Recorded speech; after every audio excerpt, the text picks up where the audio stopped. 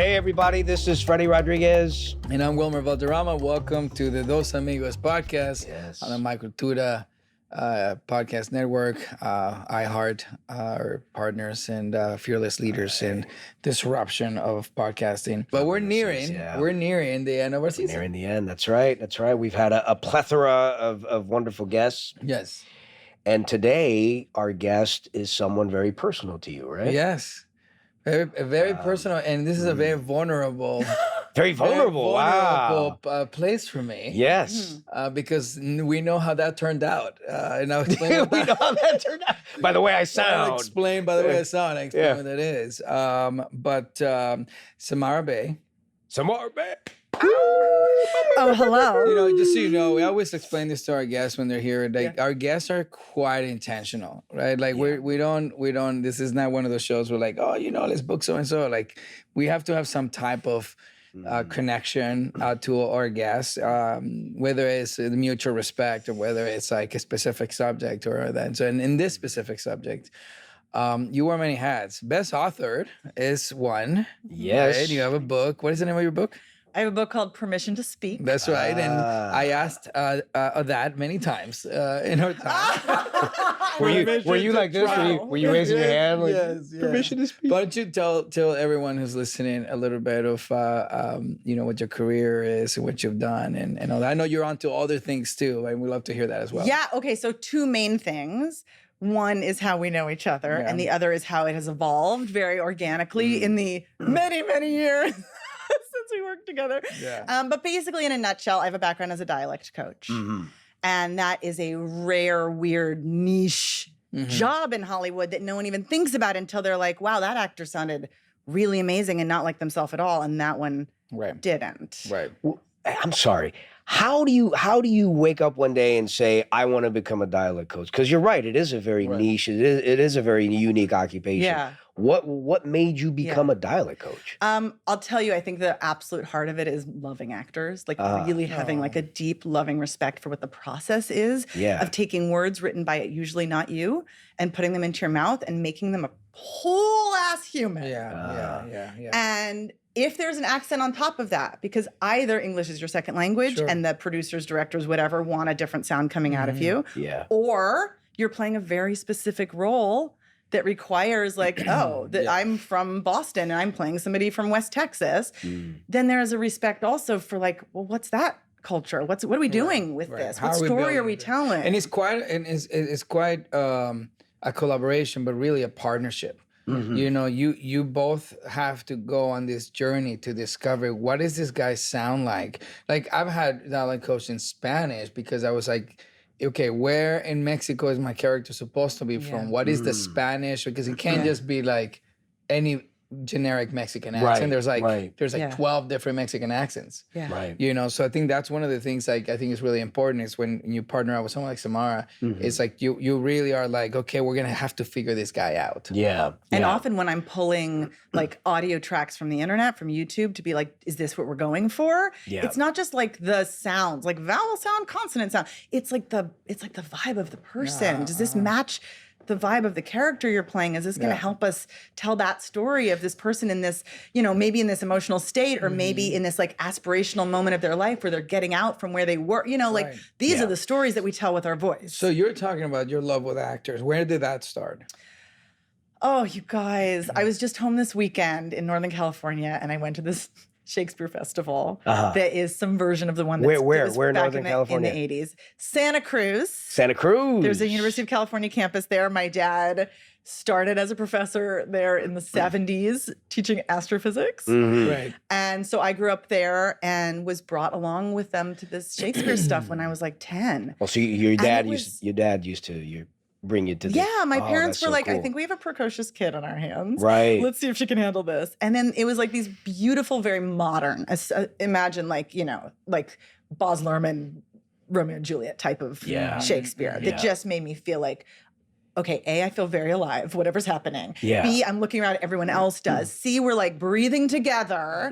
D, I don't know, whatever's happening on the stage feels like it's like something about the human condition, right? Yeah. All of that was happening. And obviously when I was 10, I wasn't like, A, B, C, D, but I was like, You're having a visceral reaction like, to it. whatever this is what I want to do. Right. And it's cracked me up over the, intervening 30 whatever years to be like, my definition of this has changed a lot. Yeah. Because the other half of what you were getting at is dialect coach. And then this sort of pivot happened when I got brought in to coach women who were running for office in the 2018 midterms, just totally pro bono. Right. And it made me realize that so many other times I hadn't really totally put it together, but like my actors would ask me to help them with like a speech at the United Nations or a speech for an awards ceremony or something where they're playing the character of themselves. But that's different than dialect. It is different. But it would bring up the ways in which like dialect work was always, and I don't know, like, you get to tell me from the inside. But for me, as I worked with all these different clients, was always about half like sounds and let's get this right and let's get it in your body and whatever. And half, let's create an environment where you can like play and get and be bad at something before you're good, which I think is like not enough of us have that safe space in our lives ever. Sure. Yeah. And like, what is it to breathe as someone else? Or what is it to breathe while doing something new that is making us get all activated, but like stay the fuck in it anyway? Yes. And that's public speaking as much as it's dialect work. I love you trigger something that I've done a bunch of keynote stuff. Yeah. And what's really helped me is comedy.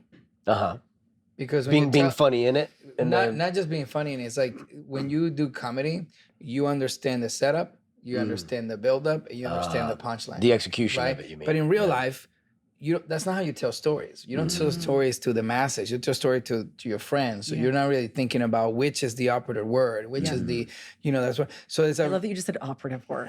Oh, he's delightful geeking out. You're using correct terminology, Wilmer. And I was coached by. That was trademark Samara Bay. It's resonated. It's resonated. Something stuck around. But I think it's a very fascinating thing when you think about, an actor has to speak at the UN. Yeah. He has to do a couple of things. Not sound like an actor who's just faking it, right? Yeah. But most importantly, if you're at the United Nations, you have a certain passion for what you're about to speak about. Yeah. And the right pronunciations of the technical terms, and most importantly, the operative words is probably going to be really important. Would you say that, like in storytelling, the level of urgency, the level of I don't want to say theatrical because nothing about that speech is fake, right? But there is a performance in order for it to transcend beyond the paper. I love that. Right? I made up this term in my book because it didn't exist for what you're talking about, called caring out loud. And the idea is not just that we care about shit. We do. Often when we're speaking on a stage or in any kind of a metaphorical stage, it's because we care. Right. But many of us, all of us, are socialized to hide when we care. Because it's terrifying to be like, I care about this, right? This is the vulnerability that actors are like used to doing. Yeah. But so the idea with caring out loud is just to offer like some language for what this process is that any of us can engage in, where we're like, okay, I care about this thing. I'm now gonna have to talk about it like I care about it. Right. How do I do that without like either pushing too hard, over caring, acting like we care, and then it feels theatrical? Over caring. Yes. So there's two things, right? You're very passionate about the subject. When you're too overly passionate, you lose people because people are like, you're preaching to me now. Yes. Right. I like to think of it as a spectrum. So on the one hand, over here, you're like, I care about this a lot. We lovingly call this pushing in the acting world. Does it involve jazz hands? I mean, metaphorical jazz hands or literal jazz hands. Also raising the roof hands. Yeah. I care about speech. But we can tell when someone's pushing. And it's not that they don't even, it's not that they don't care, maybe. It's that we can't read anymore because there's so much messy going on in front of them. And then on the other end of the spectrum is I care a lot, but I'm going to pretend like I don't and often this is like going into our throat and just being like, yeah, I mean, it's cool, whatever. Like this is kind of my life's work, but like if you don't like it, it's fine. Right. So it's like overacting in a scene almost, right? Like it's like I'm putting it out there. If you're in, you're in. If you're not, it's cool. I mean, it's such an obvious like defense mechanism. It's so like survival based. It's in a way, I just want to like love on anybody listening who's like, oh, should I do that? Right? Of course we do that. Yeah. It's an incredibly valuable learned skill to be like, I care, but like not really if that's inconvenient for anybody here. But if there's a spectrum and over here is over and over here is under, then what is the sweet spot in the middle? If we're getting up on a stage and we're talking about what matters to us, how do we access consistently so we can trust ourselves that level of care, so that word passion you used, right, comes out, and it isn't like this thing that pushes people away because it's too much, or this thing that makes people not totally see you, trust you. Yeah. So you're almost like a good director, is what I'm gathering. You're massaging the like that's a lot of it, because I'm almost entirely now doing public speaking coaching, and often it's for business leaders. It's for it's not Hollywood anymore, and it's a huge amount applies, because it's just folks who are like, wow. This is a crazy question. Yeah. When you get to that level of coaching, to coach individuals that are at that C level, do you feel, two questions. Oh my God. One is, are they more introverted and they're not good with their words because they're just geniuses at what they have in front of them, so they can operate, but they just don't publicly speak? Or they're just incredible communicators that they're just like, they know how to delegate in an interesting way because they're that leadership? Or do you know what I'm trying to ask? Because there's two different polarities, and there are two different people you're gonna get at that C level. Yeah, I think I think those are the two categories too. For me, it's like either folks who were thrust into the CEO role and the public side of it, or even just the like all hands like meetings with their, or like they're a great CEO but they never thought they would have to speak. And they self-identify as an introvert, or they self-identify as I hate public speaking, which of course does like so much it's to a genre. our whole body. I hate public speaking is a genre. It's a genre. and then it's a story we tell ourselves, and then we look for evidence, and then like this is our brain's work. Right, beautiful, sweet. But you need somebody to like disrupt that. Or they just want to be like absolutely like Olympic level peak performance. And I love that too, right? Where they're like, there's more to learn. Or I'm continuing to challenge myself and speak on bigger stage. Maybe like I'm used to speaking at the conferences for my industry, but now I want to speak to the press. Now I want to speak to the public. Now I want to be a thought leader and like really claim my thought leadership.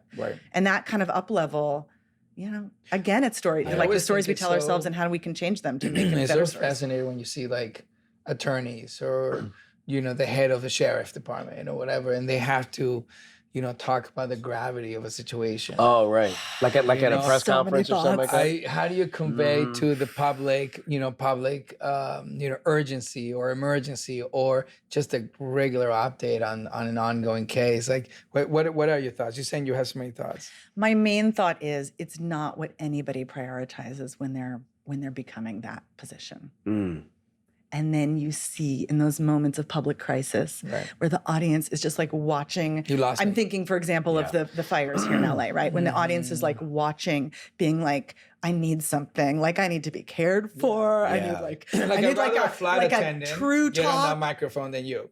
A flight attendant. I'd rather flight attendant. Yeah. But like either one, it's either I want a flight attendant who makes me feel really comfortable, or I want just like no bullshit. Like just literally tell me true And everyone's things. relying on this cop or this whatever to like comfort them, right? To like convey that emotion.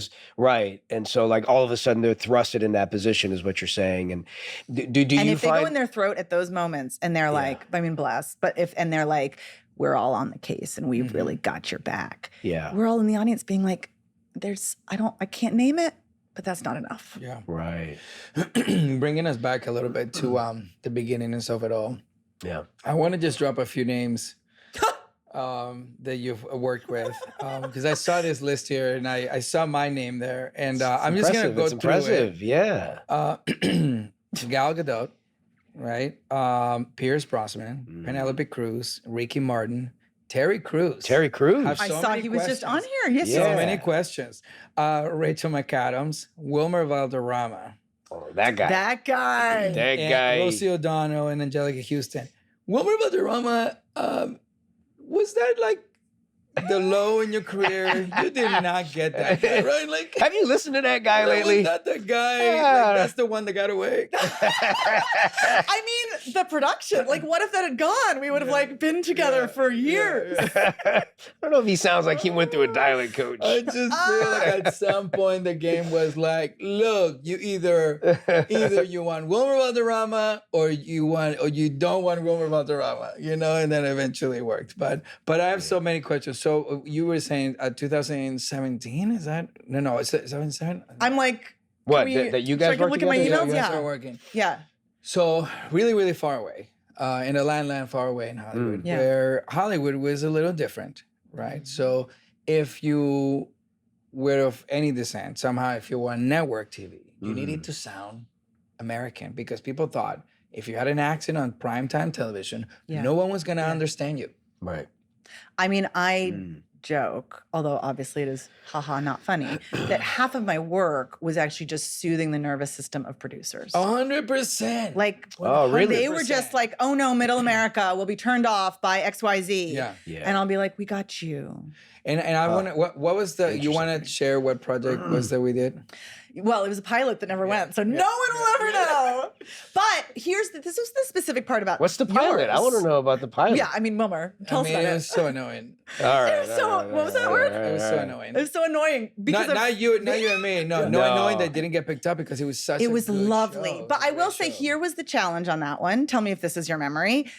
You were it was a family drama, two families, military. It's a military show called 4 Stars. Yeah. And it was about 2 4-star general families. Yeah. Right? So it's like a 4-star general and a 4-star general. They went to war together and all that stuff, whatever. And now their families are in the family business. They're in the military. And, and one is a kind of a reporter, in Washington and all that stuff. And the other one's a young colonel played by the always great Wilmer Valderrama. Oh. And you have Stephen Bauer played my dad, and Bruce Greenwood played. It was like the cast was just phenomenal, and it's a beautiful. I just saw the pilot again because I was thinking about that idea. Concept, man. Wow. And it was so good. And we filmed deep in like Simi Valley for Iraq, which was fascinating. Which was like, amazing. And that scene was crazy. So it was a beautiful family drama that also had international turmoil type of complement to the story. There was also like an action, aspect to it, but it was also about the core of the families and all that. And it fell into the whole, around this time, CBS wouldn't cancel shows. There was no slots.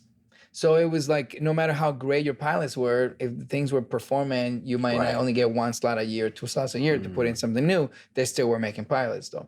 So, but I was supposed to be someone who had just kind of, grown up in service, with a uniform. He was cast with a brother and maybe a sister and a mom and a dad who all had American accents. Yeah. Uh-huh. Right. So then, so the question is, like, what would be the story of this guy who just has this little bit of a leftover, right, Venezuelan sound? Like, no problem, except if it confuses the audience, which in this case it might actually have. And so they were like, bless his heart, dude. He hooked it up. He's like, you know what? Did you know this? Like at some point, did he want to write in a line? He just decided, you know what?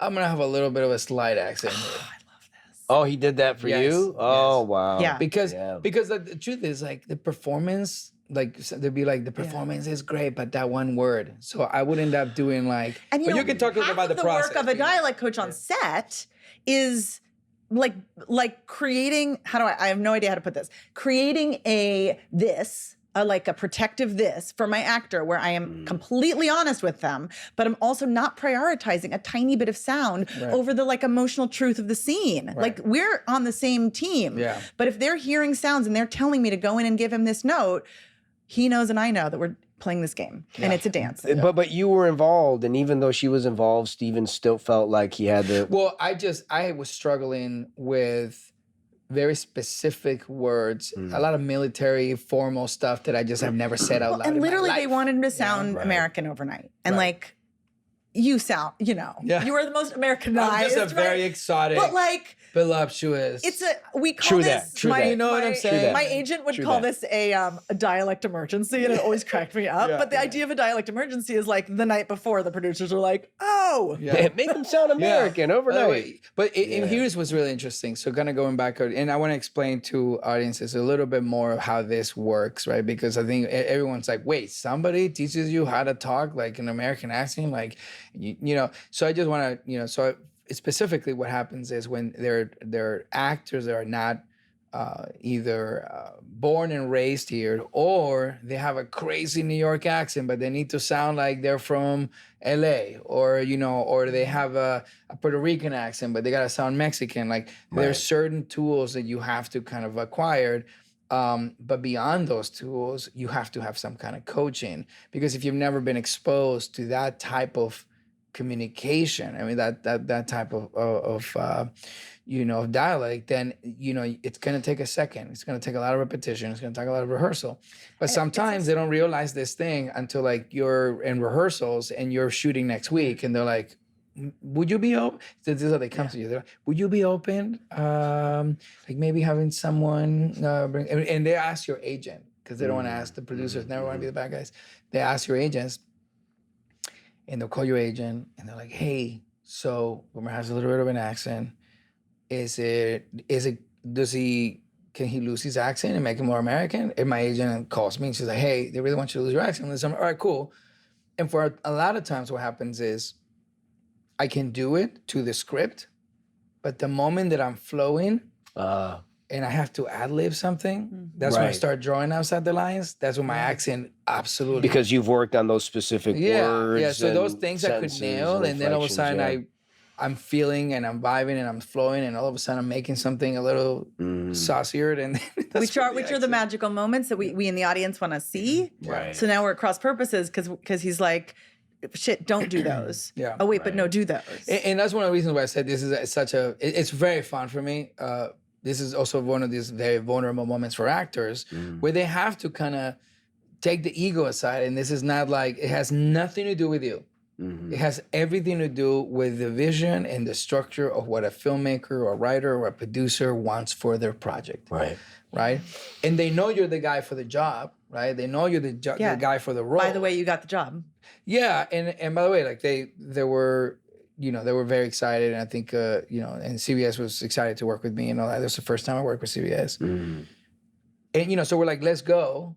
You know, and they wanted this family to have a Latin descent. You know, they wanted to, but you know, they wanted to be American Latinos, which means like they don't have an accent. You know, that being said, we started thinking like, what if it was, I don't know, he was on a base, you know, in South America for like the first his infant years. So we started like you coming up with all these storylines in the background that gave him kind of the ability to say, hey, you know, he has an accent because he was kind of raised on a base with locals from a different Latin American country or something, you know. But the point I'm making is that eventually they'll make a phone call and they'll say like, hey, will you be open to working with a coach? And the answer is always yes, right? Because let's go, let's do it. And that's how we met.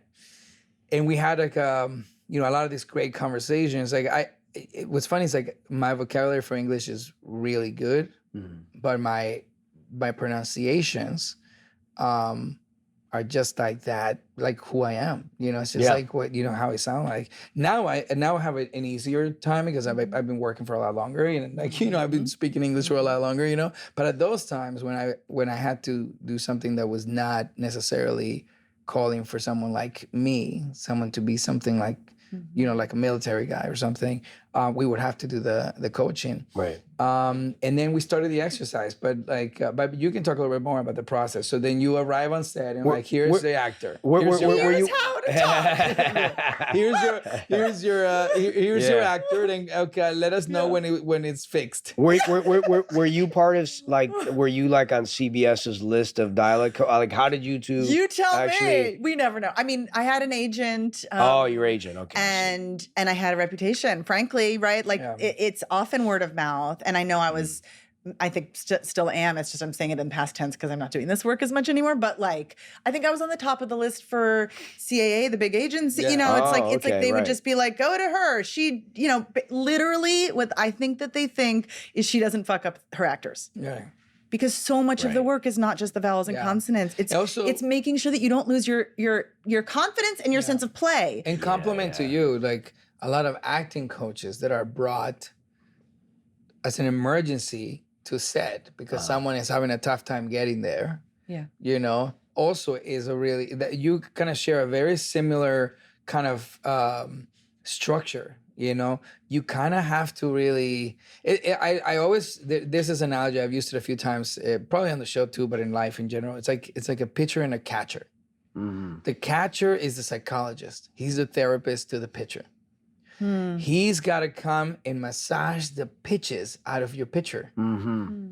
Because in baseball, if that pitcher is distressed or he gets in his head, can't get out of it, there goes the game, right? He's like, he's going to blow it at the mound, right? So the catcher comes up with a smile and he's like, hey, good. That's really good. Good speed on that. Nice curve on that. Now let's give me a straight because in this one we're going to do blah, blah, blah. You know, or like, hey, you're coming in a little low on this. Don't be afraid to go throw it a little harder. Let's go, baby. Let's go. We got this, right?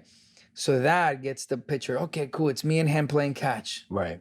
Right? But pitchers are like actors. There is, I don't want, the word is not delicate, but there is sensitive. There is a sensitivity to the finesse. Yeah. You know? And that's why when we had our episode about directors. Yeah. The sensitivity of how you address your actors, it's very, very important. Yeah. You know, but the point is you have to have like the pitcher catcher mentality. But I love often it happens in these tiny little like ninja moments where, you know, in between takes, like cut, we're going again, hair and makeup come in and do like a little whatever, dab. And I whisper in your ear and then we all go together. If I whisper, like a good whisper maybe is like, it's the just that you know, you're doing it, you're almost there, you've got this. A bad one is, why do you keep messing that up? Or like 80 billion other, like, right? Hey, we can come with 80 billion other examples. Hey, you've nailed it 10 times. I don't know what's happening. Yeah, what the fuck are you doing? Yeah. And literally, like, I often, you know, have like the number one on the call sheet. Like, in a way, I have so much power. Yeah. Right. Yeah. Right? Like, it's important not to abuse that and to like really love on what that moment is that we're trying to do. So she's like a director. Yeah. So the director comes to give you a thought. And then, oh yeah, she has some other thing to do. So like you have two people and sometimes a writer coming at you. So now you have your dialect coach, now you have your director, and now you have the writer that just wants to tell you why it's important to leave it as written. And the director just gave a note of like, try it a different way. So now you're really, you know, processing. And then I'm there. Often what happens actually for a good dialect coach who like reads the room is that I'm holding back, right? You got to let them give their note first. And then I decide, A, if my note is worth going in after that. B, if my note is going to help what the director just said or heard it. And so are you listening to what the director says? If I can. Right. Yeah. Right. It matters, right? Because I am there for them. Like I really am not. As much as my job is to protect the sounds, get those sounds right, my real job is tell a good story. My real job is like make the director's vision, make your like heartbeat to the speed of the audience. You know, like we're here to make art. Can I tell you something? An actor probably has never told you, but maybe it has, and you tell me if it did. There's a time where your nerves get so I've been doing this for 20 years. By the time that then I've done it for almost 17 years or something in my career, right? So I trust my instincts as an actor. I know that I'm about to kill it. Like I come in as a killer. I'm coming in on the set and I'm prepared and I'm ready. Let's go, you know? And then you have this other layer, which is like, okay, I got what I need to do for the character. I know who the character is. Now he has to sound this way, which is not who I sound like, right? And so you end up doing a take and immediately you look over to Video Village and the actor's talking to producer, that's fine. The actor's talking to scripted, that's fine because I know those two things. But the moment the director talks to the dialect coach, he has a problem. That's when I know. That's when I know. Here comes the fucking note. Damn it. Yeah. Fuck. Yeah. And I'm sitting there like I see the lean over, whatever. And sometimes what happens is the director's like, did he nail it or not nail it? Because he's not hearing the accent, right? And by the way, sometimes the directors don't even hear it. Yeah. Or sometimes what we're actually working on is like a really specific, like I said, West Texas earlier. You know, it's like the director doesn't know. I'm the keeper of the sound. Yeah, exactly. And the actor and I are like in our own little dance because we're the ones who've been listening nonstop to our clip that tells us how those people sound, whatever. Right. And the director, is just looking over. Do you ever just go, Well, that wasn't 100%, but it'll fly. You ever do that? And Yes. so like the accent is maybe Yes. 80%. Yeah. I mean, I joke that like, as with any crew member, by the way, the dialect coach's job is to be super obsessed with the one thing I'm there to do. Sure. And also simultaneously deprioritize it the instant it doesn't matter. Yeah. And so Which have is like, makes my heart be like, my job. Wait, no, chill. No, my job, but chill. And like that, but that is the thing, right? We have to be able to deprioritize it when it's just not what the moment's about. Have you ever done that and then watched the thing that you were coaching on and then like the thing that you were like, well, it's like 80%, it's okay, and then you see it on TV and you're like, here's the answer. I hear There is it. a third way. There is a third way, which is ADR.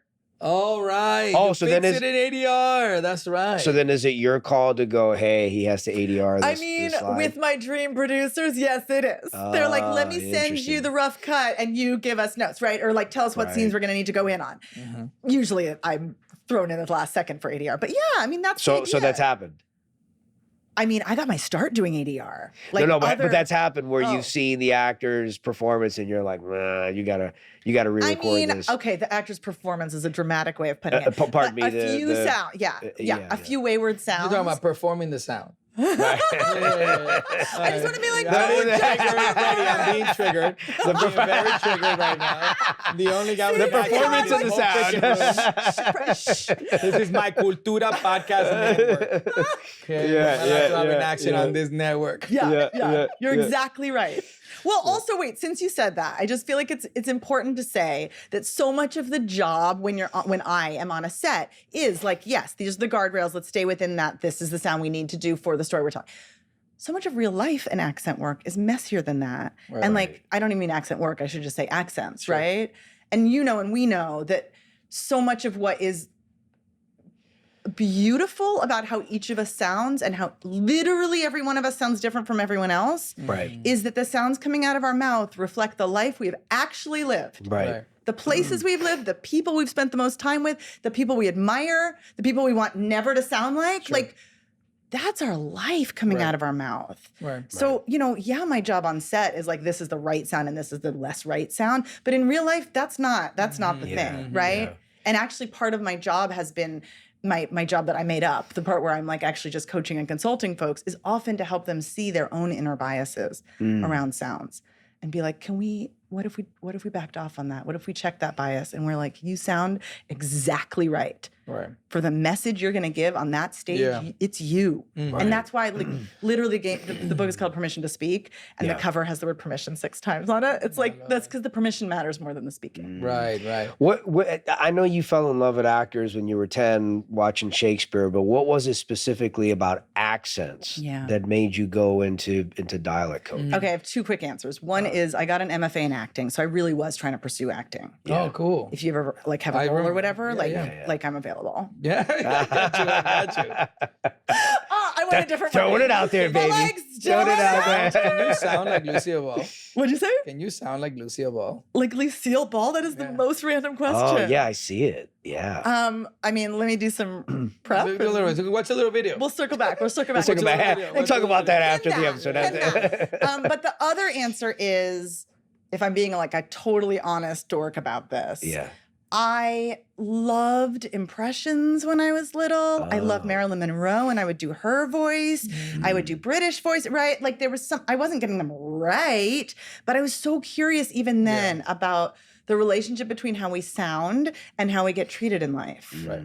Oh, that's interesting. And the idea that we could change how we sound. I mean, My Fair Lady, this classic musical, is literally about somebody with a lower class, like a coded for class, lower class British accent, who, because of a like social experiment by a mean dialect coach, learns how to sound fancy, and her life opens up. And I watched that as like a 10-year-old being like, I am learning something about the world from this. Wow. Not necessarily something that I want to emulate, right? I'm not like, let me please be that asshole dialect coach, although it turns out I became one.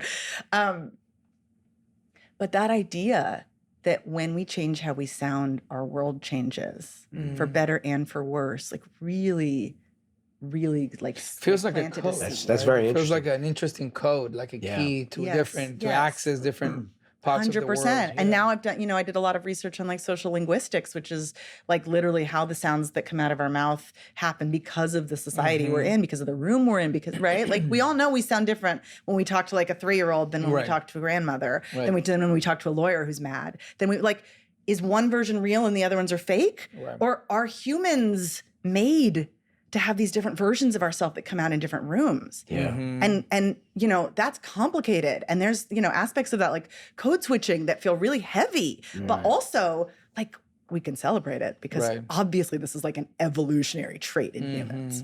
Right. And was that the most interesting thing you found when you took up social linguistics? Was that I'll tell you one other thing. Thank you for giving me like permission to be like a nerd about social linguistics. No, please. No, that's fascinating. But here's the heart of it. And it's in a way, it's kind of what I just said, but I'm saying it differently because I love this. I love this. It's like a gift for me, maybe all of us. Social linguists will say that every habit any of us have ever picked up, our ums and uhs, the accent stuff, the ways in which we sound more, like our hometown when we've just talked to our mom and we don't when we haven't.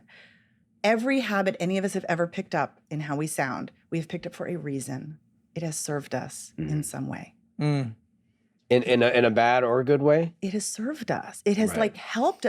Somebody will say, I hate that I say like so much. Make me stop saying like. And I'll be like, we can get a bit more conscious about your likes and what those like hedging terms are doing.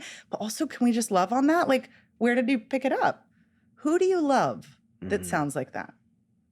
Who are you reflecting back? How has that helped you to connect with people in those other rooms, in those other relationships, in those moments before this one? Right. And like, if there's shame wrapped up in that, can we de-shame that? Right. But they're obviously raising that question because although it may have helped them, they feel that it's actually hurting them as well, right? Yeah. Often it's like, I'm trying to up level. Or I'm now, in this more professional context and like, or they watch themselves give the speech, or they get really self-conscious. Yeah, and they're just like, oh my God, I said like a million times. Yeah. Or I think I'm the same way. Yeah. But the old-fashioned approach. One of our producers does that a lot. Yeah. Oh yeah, are you calling someone out? Yeah, he says a lot. But it's just because he's so smart. He's just like, he thinks about so many different ideas. He has a tough time. Hello? You talking about me? Oh, I was talking about a producer that we work with. Yeah, that's, You're just so smart. Yeah. Is a great example. Is a great example. I'm an I am the king of But you know what an is? I mean, linguistically speaking, it's just a little, like you're dropping a little signpost that says, I'm not quite done, let me process. And often it allows your audience to process too. Can I tell you what I think and like is? Because I have the same issues myself. Yeah. When I speak in the see what I'm saying? So what I'm doing is I'm buying myself time to piece together a sentence that I want to sound smart. So do you mean that you don't do it when you're feeling more loose? When I feel more confident and I'm running with my stuff. Yep. Yeah.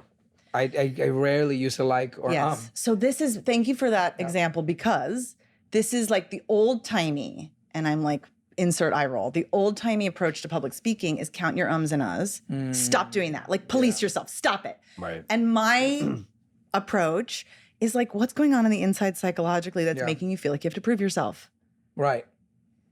Because all of us have a version of ourselves that's like, how do I prove myself? Well, I should like shave off all the parts of me that are super weird. Right. But I should say my biggest words that I have. Right. And then there's the other version of ourselves that's with our favorite people. And how do we bring that version of us into more spaces? But you may be right, but like the perception, the overall perception is that if you do too many ums or too many likes, that there's a negative perception behind that, right? But you're saying, although there's a negative perception behind that, you should embrace it anyway. Is that what? No, I'm actually saying yes, and no. What I'm really saying is what Wilmer said, which is brilliant. Just reflecting your brilliance, which is putting up a mirror. We're keeping this in the episode. Oh my God, Wilmer's so great. What you said, which is what actually happens in the human body, is that when we are feeling more relaxed, more confident, like we have less to prove, like we're around our favorite people and they get us, even if we're not. If we give ourselves permission to show up that way, we and less. Yeah. That's incredibly fascinating. But before we continue on, we are going to take a pause. This is the end of episode 1 of 2. because you're giving us so much context. That's how good she is. So thank you for listening and watching. Dos Amigos. I'm Wilmer Valderrama. I'm Freddy Rodriguez. See you on the next one.